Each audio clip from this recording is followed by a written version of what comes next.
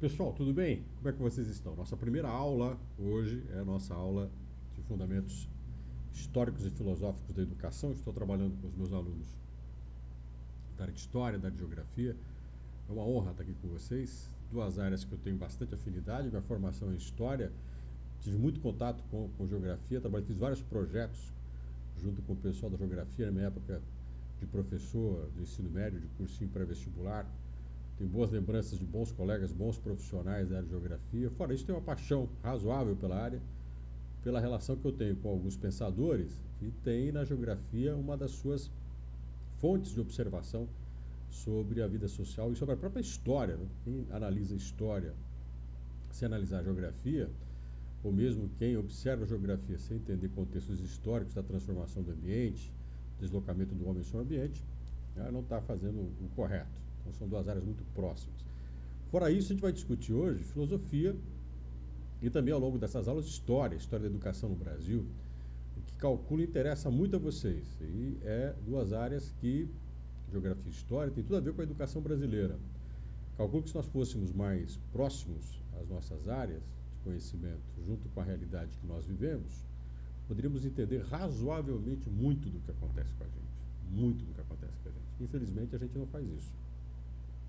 No Brasil hoje a gente tem um péssimo hábito de que a educação em sala de aula é restrita ao conteúdo de dentro de sala de aula.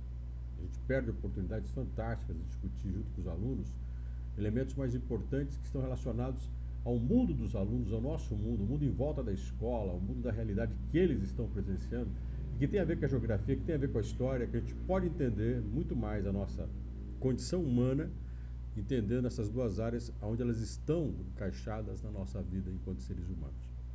Inclusive, uma das discussões que a gente vai começar a fazer hoje, na disciplina de fundamentos históricos e filosóficos, é discutir sobre os pré-socráticos, né? Sócrates, pensador do período clássico grego, séculos V e IV.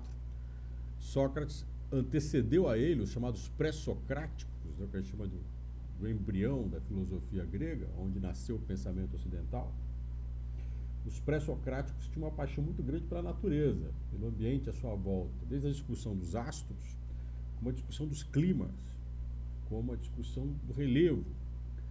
As mitologias gregas, para você entender a mitologia grega, o papel da mitologia na construção do pensamento grego, do poder, da identidade grega, tem a ver com a Grécia insular, com a Grécia enquanto um espaço geográfico, para se entender como é que o grego, que é um conquistador, que se expande, o helenismo cresce muito por causa dessa posição expansionista grega, o grego é um conquistador, e é importante entender a geografia grega, né? Como a própria história da Grécia, a história do nascimento do Ocidente, o pensamento que surge na Grécia, o que é engraçado que os pré-socráticos, né? Se você pegar Pitágoras, por exemplo, né? Heráclito, você vai observar que eles não moravam na Grécia em si, eles moravam na Ásia Menor, os reinos de Susa, né? Onde você tinha essas regiões conquistadas pela Grécia, dominadas pelos gregos. Eram colônias gregas. Então a gente tem uma Grécia, um ambiente grego que se forma, muito a ver com a história e com a geografia. Interessante você ver isso, discutir geografia e história para entender o homem grego. E para falar do pensamento filosófico, que eu quero pegar essas 4 aulas que nós vamos ter, nós vamos trabalhar com a seguinte proposta. Nós vamos discutir um pouquinho a estrutura do pensamento ocidental, os Sócrates, Platão, Aristóteles.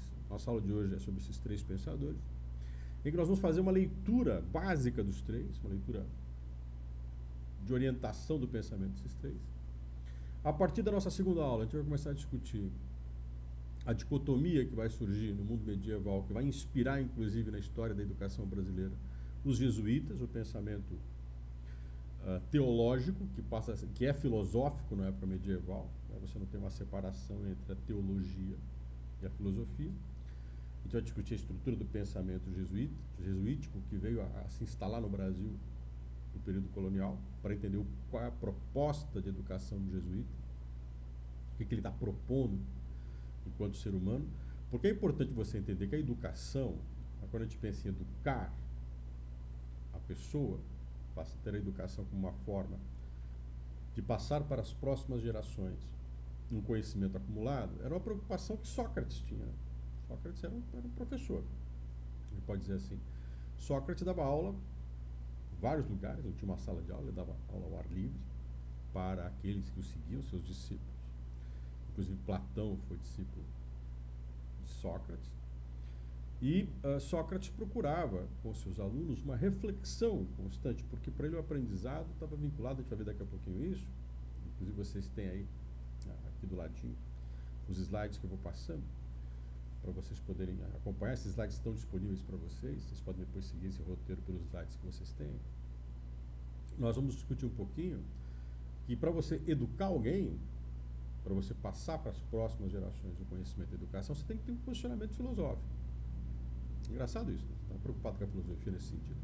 O que é esse pensamento filosófico? Você tem que ter uma postura de homem, você tem que ter uma concepção de homem, que é o ser humano. Tem que ter um conceito de ser humano para você ter um projeto, uma proposta educacional. Então, é importante a gente sempre pensar que a educação ela tem um olhar sobre uma proposta de ser humano. Que ser humano é esse que eu estou educando? Eu penso que esse ser humano vai ser com o conhecimento que ele tem.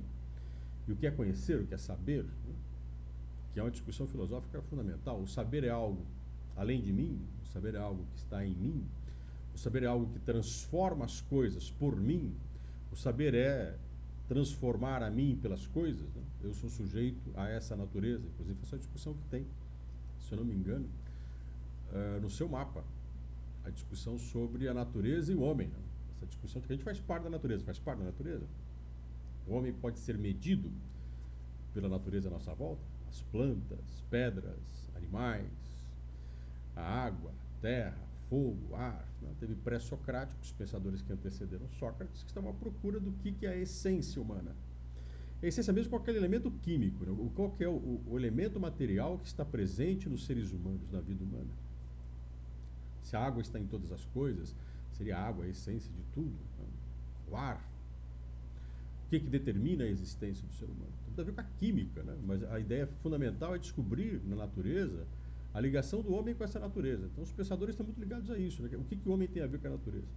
A única coisa que define esse homem é que esse homem é um ser que pensa, né? A princípio se descobre, essa é uma coisa tola, não é tola, o homem pensa, e por pensar, essa é uma lógica cartesiana, por pensar ele existe, ou ele existe, independente de pensar. Porque os animais existem, a pedra existe, a planta existe. E elas não pensam. Mas o pensar é a condição de existir. Se existir é pensar, pensar é se angustiar com uma pergunta que a filosofia busca responder antes de Sócrates. Nós somos. Por que existimos? Porque somos feitos. O que será de nós? Qual é o nosso papel aqui na Terra? Existe um projeto de vida na Terra ou não? Existe um bem e o mal? Né? Nietzsche, pensador do século XIX, considerava que não existe o bem e o mal. O mal é a invenção humana. O mal é um conceito que o ser humano considera, constrói, se impõe para orientar suas ações, mas efetivamente não existe o bem e o mal. Para Platão, assim como para Sócrates, para Platão e Aristóteles também, esses pensadores clássicos consideram que se penso existo, se existo por um motivo. Se existe por um motivo, há que ter algo, então, que defina o bem e o mal. Não existe um certo e errado. Eu tenho que descobrir só o que é certo e o que é errado. Eu tenho só que entender o que é o certo e o que é errado. Mas o certo e o errado existe. Então, eu tenho que buscar responder esse certo e esse errado. Mas existe aí uma preocupação de você compreender onde se sustenta esse certo e esse errado. O que é o certo e o que é o errado. Bom, a nossa primeira conversa, para a gente poder entender um pouquinho, sempre pensando que o Ocidente, o pensamento ocidental, a filosofia ocidental, não é a única filosofia que existe. Você vai ter o pensamento oriental, fundado no confucionismo, no budismo, os princípios de vinculação com a natureza. Você tem uma série de pensamentos orientais, o Tai Chi, por exemplo, ao hinduísmo. Você tem vários pensadores no Oriente que discutiram a questão da natureza. Antes mesmo da conquista grega na Ásia Menor, você tem uma forte influência dos pensamentos mesopotâmicos, né? Do pensamento fundamentalmente vinculado à astronomia, o pensamento egípcio, da essência e existência dos astros, do conceito da natureza sobre o homem. Mas o pensamento ocidental, ele é um pensamento fundado numa coisa chamada eu, o ser que existe, né? O indivíduo angustiado com a sua existência e querendo buscar uma compreensão do que ele é, separado, apartado da natureza, sendo parte dela, mas o único capaz de pensar ela. Então o homem se dá e tem esse poder de pensar o mundo. Como diz Aristóteles, de criar um conceito sobre esse mundo. Se criar um conceito sobre esse mundo é julgar o mundo. Ele tem esse poder de julgar o mundo. Você tem uma série de pensadores do século XVIII, os iluministas principalmente, alguns deles em especial Voltaire, o próprio Rousseau, de que esse homem com esse poder de pensar e julgar determina as verdades para si mesmo. O que é certo, o que é errado, o que é bom, o que é ruim, o que deve ser feito ou não deve ser feito. Quer dizer, esse homem de ser criatura é criador. Né? Inclusive Voltaire chega a questionar, né? Deus nos cria, nós criamos Deus. Então, existe toda uma complexidade atrás da filosofia que eu queria que vocês dessem o devido valor. Porque existe por trás da filosofia uma consideração de ser humano. A gente hoje pensa as pessoas não pelo senso comum, mas lógicas do senso comum. A filosofia busca a essência da existência, que fundamenta a existência, a coerência no raciocínio sobre as coisas, que é um desafio, é uma complexidade. E aí nós vamos avançar um pouquinho e falar um pouco sobre nós como seres humanos, que estamos em busca, né, de nós mesmos. O ser humano é um ser em busca de si mesmo. A filosofia nasce exatamente dessa busca que a gente tem de entender o que nós somos no mundo. Todo mundo já teve a sua crise existencial à procura de entender quem é para responder suas angústias e suas dúvidas. Tem gente que até hoje tem isso. Por que existo? O que faço nessa vida? Qual a importância da minha existência? A gente está quase sempre à procura de responder esse drama. Né? Essa angústia é fundamental. Essa é uma angústia que move a filosofia. Nós vivemos a busca de nós mesmos. Né? Essa é a nossa grande aventura da descoberta das coisas. A gente só especula o mundo, a gente só quer saber o que o mundo é, a gente só busca conhecer o mundo, porque nós estamos à procura de respostas de nós mesmos. Né? Nós queremos entender quem nós somos. Por isso nós andamos nessa jornada desesperada de entender o que é o mundo, o que são as coisas. O que fundamenta as coisas da nossa volta. Então o homem filosófico, o homem pensador, é um homem angustiado. Mas essa angústia ruim que a gente tem, a angústia boa, né? É a angústia do que eu chamaria da busca do sentido da existência. Né? Ou seja, é a busca de tentar entender quem nós somos a partir de uma coisa que para Sócrates era fundamental, que é a dúvida. Aqui a gente tem que valorizar Sócrates, a dúvida. Então é importante você entender que mais do que responder às coisas, é saber questionar as coisas. O que está por trás das coisas, depois Platão vai desenvolver essa lógica, que é a essência das coisas, a verdade das coisas é a essência das coisas. O que a gente vê nesse mundo é uma aparência das coisas. Essa aparência traz a verdade. Os nossos olhos, ao verem o movimento de tudo que está à nossa volta, está vendo o que as coisas são? Ou existe por trás dessas coisas algo que as move, que dá sentido a elas, que é a essência delas? Para Sócrates, para Platão, isso era fundamental. E para Sócrates, a forma de buscar entender essa essência é perguntar. Sócrates morreu por causa disso. Sócrates foi condenado à morte por um conselho de juízes em Atenas. Sócrates nunca deixou uma produção escrita, nunca produziu obras escritas. Sócrates deixou seus pensamentos, foram resgatados por um de seus discípulos mais importantes, Platão, através de diálogos. Diálogos que o próprio Platão utilizou no desenvolvimento dos seus trabalhos, que é a discussão, a conversa, para poder entender, através da dúvida, do questionamento, das coisas, o que há por trás delas. Quando a gente fala da dúvida, do questionamento, saber fazer a pergunta. Saber fazer a pergunta para desmontar naquilo que aparece a verdade absoluta que isso dá. Não é? Primeiro porque nada é, para Sócrates, nada é absoluto. Ou seja, não existe nada que exista que eu não possa questionar. O homem nasce com o poder de questionar tudo. E para Sócrates, deve questionar. O homem deve especular as coisas. É o que ele chama, né, na proposta que Sócrates tem, é o que ele chama de maiêutica. A base fundamental do pensamento socrático está em duvidar das coisas, desculpe, duvidar de todas as coisas, e se a questão é muito mais importante do que a resposta. A verdade a gente tira das coisas questionando elas. Então não existe uma verdade absoluta. Eu preciso questionar a lógica das coisas para entendê-la. Então nada virá de forma fácil. O aprendizado é angustiante, porque Sócrates considerava que a primeira coisa que a gente tem que fazer é questionar nós mesmos, os nossos comportamentos, as nossas crenças, os nossos valores. É partindo desse questionamento de quem nós somos e sabendo fazer a pergunta correta de quem nós somos, é que nós vamos avançar para a essência das coisas, para descobrir o que as coisas são. O que ele chamava de maiêutica. Maiêutica é um parto das ideias. E é um parto mesmo. O parto é doloroso, o parto é difícil. Todo pensamento que vem fácil, né? Nós vamos ter um pensador social que eu gosto muito, Durkheim. Durkheim dizia que tudo que é fácil de ser respondido é muito perto de ser uma mentira. Né? Então, muito cuidado com as pessoas que respondem as coisas de forma muito fácil. As pessoas que têm certezas do que respondem. Porque por trás disso é mentira. A complexidade do mundo gera angústia da dúvida que a gente coloca sobre ele. Então, para Sócrates, a primeira coisa que a gente tem que questionar é a nossa própria existência, nossas próprias crenças. Isso não é uma tarefa fácil. Não é fácil. Porque alguns colocam assim, se você coloca em dúvida as coisas, só que você não acredita nela. Para você acreditar, você tem que duvidar. Não existe, para Sócrates, a crença cega é uma fé cega, é uma inteligência burra.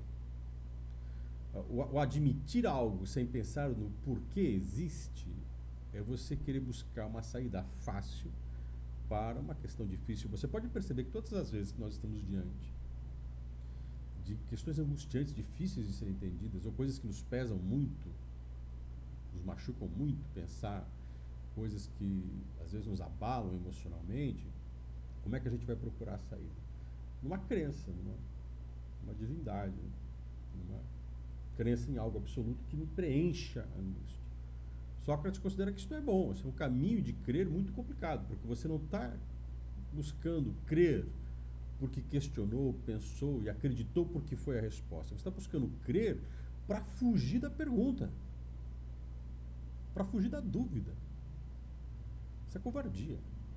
Então, para Sócrates, o educador, o bom professor, é aquele que ensina questionando, arguindo, tirando dos alunos, através do autoconhecimento, a verdade, a resposta, o que é algo extremamente complexo. Por isso que a dúvida tem um papel central no pensamento platônico. O questionamento é a essência da busca. Eu até separei para vocês esses slides, vocês vão poder ver depois no material de vocês, uma série de questionamentos para você entender a profundidade do que é pensar, né? Em cima daquela questão que eu falei para vocês do mapa, né? da questão da natureza, né? Nós fazemos parte da natureza ou não. Veja só, se existe um universo, não se existe um universo infinito, esse universo que a gente observa e vê, os astros, o movimento dos astros, essas dúvidas que a gente fala da perfeição da vida, da complexidade da vida, a complexidade de uma planta, de um animal, né? Do cosmos, do ecossistema, a gente fica sempre admirado, você encontra várias reportagens sobre isso, você encontra às vezes especiais na TV falando sobre a complexidade de uma floresta, de uma mata atlântica, o quanto que existe um ecossistema equilibrado, que coisa inteligente, né? Como é que pode uma coisa complementar a outra?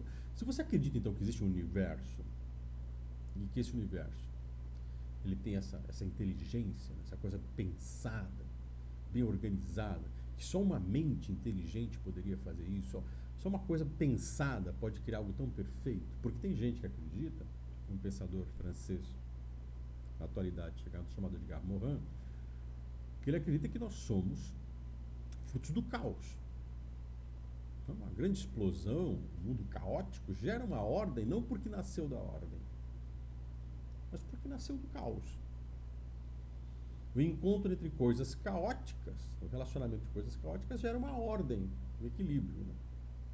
Então nós seríamos fruto do caos. Se você considera, filosoficamente, que não, né, que existe uma inteligência criadora das coisas, e com um propósito, existe um propósito, nós estamos inseridos numa ordem, não num caos, nós não somos frutos do acaso. A gente não é uma consequência da sorte. Porque você pode pensar também que a existência é uma questão de sorte, está vivo ou está morto, feliz ou triste, o certo e o errado, nada mais é do que uma questão conjuntural. Você pode pensar isso também. Nietzsche pensava muito isso, de que nós tínhamos talvez inventado a ordem para poder criar um certo equilíbrio na nossa vida, mas no fundo a gente é fruto da desordem. Na geografia se discute muito isso. Quando você pega a origem do mundo, a origem, né, do universo, se discute, né, muito de astronomia na geografia, da formação da Terra, quando a Terra ainda era nada mais, nada menos que um encontro de gases que geram a possibilidade do que a Terra é e depois a vida.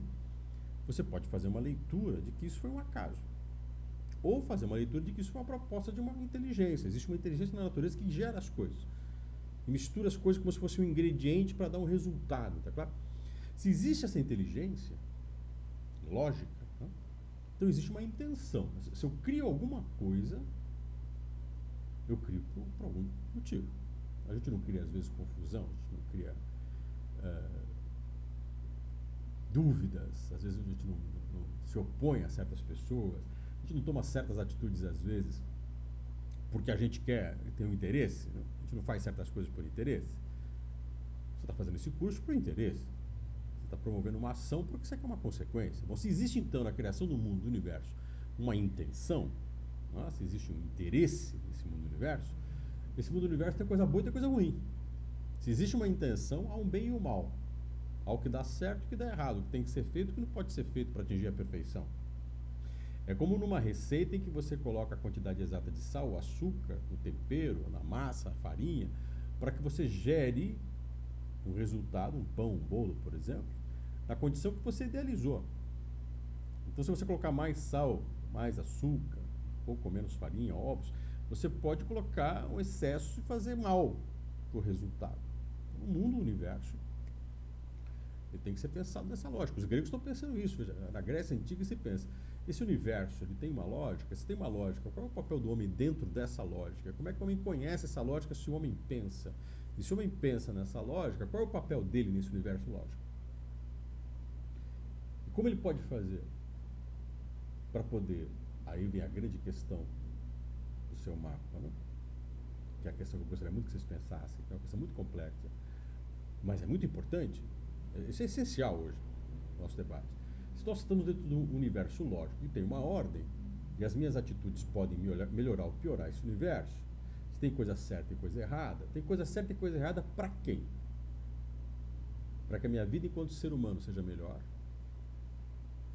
Ou para que o universo seja melhor? Porque nem sempre o interesse do homem pode ser o interesse do universo. Como Platão, sempre angustiado, ficava pensando, conforme a gente vai conhecendo a essência das coisas, conforme a gente vai entrando na verdade das coisas, conforme a gente vai descobrindo a lógica desse universo, as leis naturais que regem o mundo, o universo, conforme eu vou compreendendo elas, eu vou me afastando do senso comum.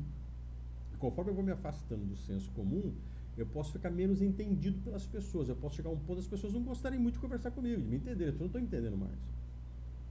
As pessoas se afastam de mim. Porque as pessoas vivem, depois a gente vai discutir isso um pouquinho com Platão, no mundo das sombras, né? As pessoas vivem no mundo da aparência. Então, se eu estou na busca de entender a lógica desse universo, da essência da vida, do que move o mundo, do que o homem é, eu tenho que estar muito preparado, estar muito bem preparado para fazer uma ação que não é uma ação comum, né? Não é uma ação de todos, claro? É uma ação que provoca indagações. Por isso que Platão considerava que o universo, que tem uma lógica, tem leis próprias, e os seres humanos estão inseridos nesse universo, a gente faz parte dessa natureza, nós temos que desvendar essa lógica. A função do homem na Terra é se elevar ao nível dos deuses. Porque se os deuses criaram o mundo, o universo, como é que a gente pode se elevar enquanto ser humano? Sendo o mais próximo possível dos deuses. Se os deuses são criadores de todas as coisas, é entendendo o sentido e a essência de todas as coisas que vai ser melhor aos deuses. Por isso que Platão valorizava muito o conhecimento, o pensamento. Ele chegou a criar a escola de Atenas, com essa ideia de perpetuar o conhecimento para as gerações que vinham antes dele, para poder consolidar, enquanto civilização, enquanto espécie humana, o saber. Esse saber se acumulando, sendo transmitido e sendo desenvolvido na busca de entender as leis universais. Porque isso nos faria romper com a aparência e entrar na essência das coisas. Aí é aquela questão que eu falei para vocês, que Platão colocava.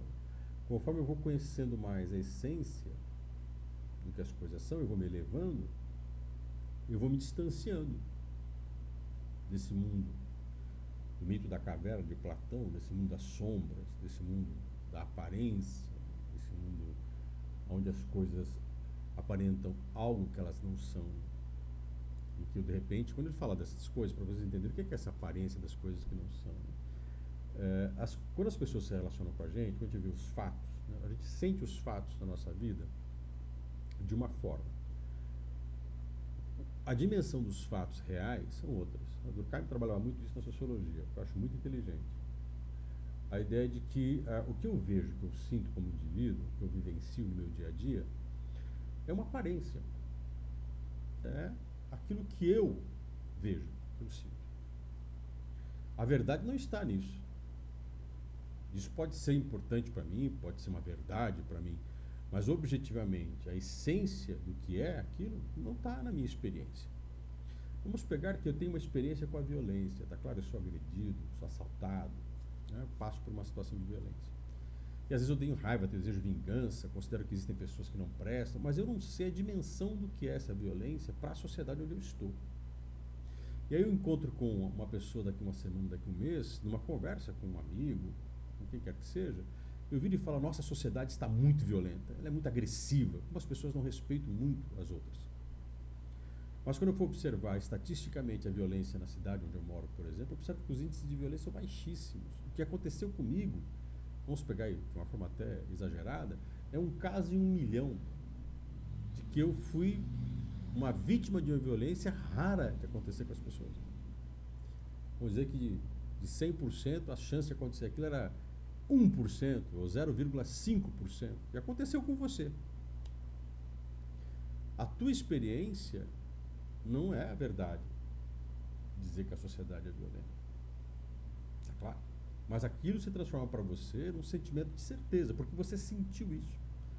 Então Platão pensa, nós somos assim, no nosso dia a dia a gente vê a aparência das coisas, a gente está envolvido com as coisas. Mas isso não é a verdade das coisas. A essência das coisas é algo mais profundo. E essa é a busca que o homem deve ter para Platão. Por isso ele considerava, inclusive, que os bons governantes, aqueles que são bons governantes, são os sábios. Tá? Os bons governantes são aqueles que têm o conhecimento elevado, que conhecem mais a essência das coisas. Porque a maior parte do povo conhece a aparência das coisas. A gente julga muito pela aparência. Você pode observar o quanto que a gente, às vezes, é preconceituoso por causa da aparência. A gente é imediatista por causa da aparência. A gente, na educação, quanto que a gente, às vezes, numa escola, uma sala de professores, você escuta absurdos de colegas teus, até graduados e pós-graduados, porque eles ainda vivem no mundo da aparência, eles vivem no mundo deles, naquela realidade que eles sentem que eles vivem, eles pré-julgam, sem angústia do conhecimento profundo. E Platão é um erro gravíssimo. Só se entregarmos o governo para esses homens, para aqueles que administram em cima da aparência, nós seremos eternamente medíocres, inferiores. Então, para Platão, o bom governante é o sábio, o filósofo, aquele que tem um conhecimento maior sobre a essência das coisas, porque ele pode nos levar para o bom caminho. Ele pode elevar a sociedade. Por isso, apostar no conhecimento, apostar na ciência, no saber científico, na profundidade do que as coisas são, agir tendo muito claro isso, né? O que é essa profundidade, o que é esse conhecimento, a importância desse conhecimento para uma ação humana. É isso que vai fazer a diferença para Platão do que nós somos nesse dia a dia nosso, do que nós podemos ser ao buscarmos o conhecimento, ao buscarmos a essência das coisas. Então, a ciência é muito importante para Platão. E essa busca está em entender a lógica, em entender a mecânica desse universo. Qual a inteligência que está por trás do universo. Para Platão as coisas estão interligadas, tá claro? E na escola de Atenas, Platão formou o último dos grandes filósofos clássicos, Aristóteles. Né?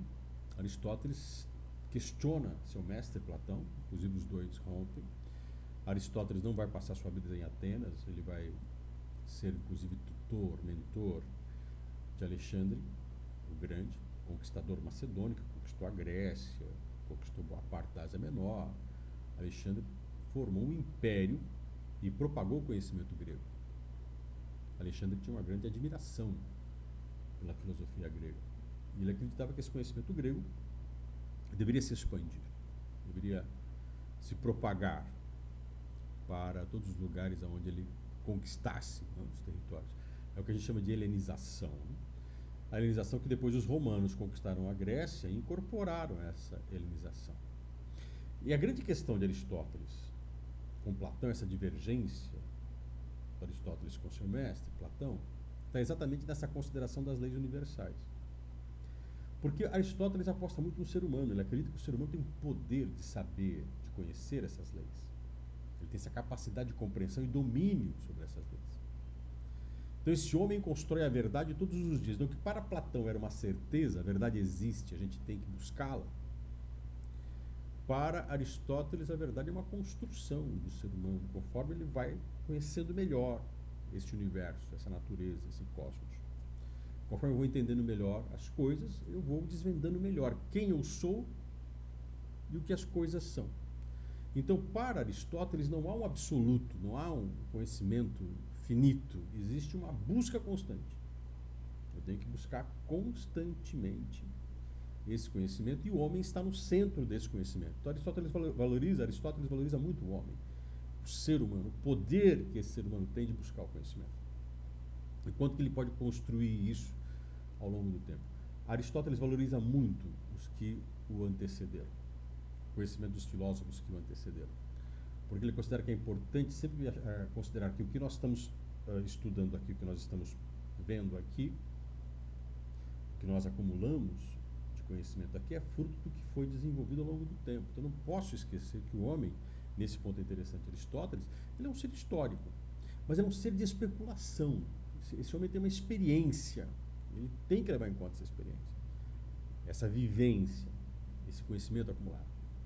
E Aristóteles considera que nós devemos olhar para as coisas e selecionar as coisas, comparar elas, porque a gente tem que classificar as coisas. Esse universo lógico, quem vai construir, por mais que ele exista, é o homem nas suas buscas, tá claro? Então Aristóteles desenha um homem que domina essa natureza. Um homem que vai usar desse conhecimento sobre a natureza para si mesmo. Então Aristóteles é um cara que valoriza muito a capacidade, olha só, chamando Aristóteles de cara. O Aristóteles considera que o ser humano tem um potencial de construção, de produção de um saber que o faz e o refaz a todo momento. Então o homem é um ser se descobrindo as coisas em constante descoberta. Por isso que para ele existe um fato vital, que eu quero até centrar um pouquinho aí, que é a questão da diferença. Né? Aristóteles considera que, em vez, como Platão usava muito essa questão, a semelhança das coisas, né, o que há de comum entre as coisas, os pré-socráticos, como nós comentamos, buscavam muito a ideia de que existe um elemento comum da natureza que está em todas as coisas. Aristóteles prefere apostar na diferença. Então, para ele existe a comparação que mostra que nem tudo tem a mesma função. Cada coisa cumpre uma função ao mesmo tempo que faz parte de um todo. Né? Então, o mundo é dividido, o universo é dividido de particularidades, de diferenças, mas que convivem entre si, que se relacionam entre si. O que é interessante no Aristóteles é que ele foi um pouco de químico, botânico, geógrafo, filósofo, político. Ele é um homem que tenta selecionar o conhecimento. Ele acredita que também é necessário uma especialidade no conhecimento. É necessário se debruçar sobre as coisas que têm regras específicas, mesmo fazendo parte de um universo. Se a planta é estudada pelo botânico, se a mineralogia existe, se existe a antropologia, se existe a geografia, se existe a arqueologia, se existe a zoologia, esses campos de conhecimento estão separados na busca de detalhes de cada um desses universos que esse conhecimento gera. Mas a totalidade da planta, do animal, do minério, dos territórios, de onde eu estou, né, do relevo, estão integrados de uma certa forma. Está tudo presente naquele mundo, fazendo parte de um sistema único, mas com particularidades. Então, o Aristóteles é um cara muito preocupado em deixar o conhecimento inteligível. Você observa que o Aristóteles não é um cara que trabalha com diálogos, como Platão. Ele trabalha com textos. Ele já cria uma produção literária, mas encorpada, com lógica, começo, meio e fim. Ele está disposto a discutir muitos temas. O Aristóteles é um cara que deixa um método de conhecimento e pensamento para o Ocidente. Ele deixa um preparo inteligente para o mundo, conhecimento inteligente para o mundo. Por isso que Aristóteles é, sem dúvida nenhuma, um homem que eu chamo do caminho do meio. Né? E uma das expressões do caminho do meio do Aristóteles é a política. Ele era um defensor da democracia, e ele dizia que a democracia é a melhor forma de governo porque ela consegue abraçar o que a gente chama de diversidade. Né? Existe na natureza a diversidade que eu falei para vocês, das plantas, dos animais, dos minérios, existe diversidade na sociedade. Né? Homens diferentes, cumprindo funções diferentes, atuando de forma diferente, querendo coisas diferentes. Por isso que ele acreditava que a única forma da gente poder conviver em sociedade é o equilíbrio dessas pessoas através da democracia, da escolha de um líder que expresse efetivamente o que é esse equilíbrio entre as partes. Então, para ele, essa busca que a gente tem de um universo perfeito, um conhecimento perfeito, vai sempre ter lacunas. O homem sempre pode ir um pouco mais, buscar um pouco mais, repensar um pouco mais. Então, a gente sempre vai buscar conhecer a totalidade, para poder, inclusive, ser melhor, que é uma constante para Aristóteles. E o que eu gostaria de deixar com vocês, para a gente finalizar, é essa discussão que eu volto a repetir em relação ao nosso mapa, né? Depois eu quero trabalhar na próxima aula com a questão fora. É a natureza, o que ela é. Se fazemos parte da natureza, estamos submetidos a ela, ou por conhecê-la nós podemos dominar. Então essa é a grande questão que a gente vai ver que vai nortear a filosofia. Existe um universo, existe uma natureza. Fazemos parte dessa natureza. Nós somos parte dela como resultado dela, ou fazemos parte como um elemento-chave que a altera. Quanto mais a conhece, mais poder de mudança tem. Quanto mais a conhece, mais deve buscar seguir as regras que ela impõe. Isso é um diálogo que não tem fim. O que é melhor? Não existe melhor. Isso é um diálogo que a gente vai ver depois e vai influenciar muitos pensadores que nós vamos ver daqui para frente. E a própria história da educação brasileira, quando você pensa nas práticas, os chamados sistemáticos, os chamados mecanicistas, considero que existe uma mecânica social da qual a gente faz parte, tem que entender essa mecânica e aceitá-la. As questões são as pessoas que você chama assim, essa pessoa é muito objetiva, né? Cada ação tem uma reação, causa e efeito. Tem que aceitar isso, entender essa mecânica, se adaptar melhor a essa mecânica e ser feliz no que a gente pode ser dentro dessa lógica. E você vai ter depois, né, o que eu chamo de grupo mais idealista, humanista, que pensa que existe uma sociedade que pode ser mudada e a nossa busca de mudança é o que determina o que nós somos. Se a sociedade se a natureza ela pode deixar de ser. Quem tem o poder para isso é o ser humano. Isso que a gente faz todo dia, tá claro? Todo dia. Eu quero que vocês entendam isso para que a gente entenda que a educação tem muito a ver com essa discussão, certo?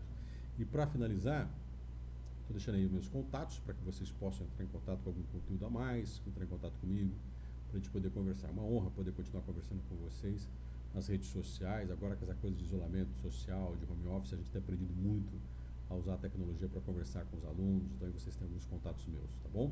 Queria agradecer demais a presença de todos vocês aqui nessa aula, foi uma honra para mim conversar com vocês, espero poder ter ajudado vocês, espero que essa aula tenha acrescido a vocês alguma coisa, e a gente vai ter daqui a pouquinho uma conversa ao vivo, a gente vai ter um bate-papo para falar um pouco mais sobre essas questões, tá bom? Um grande abraço para vocês e até breve.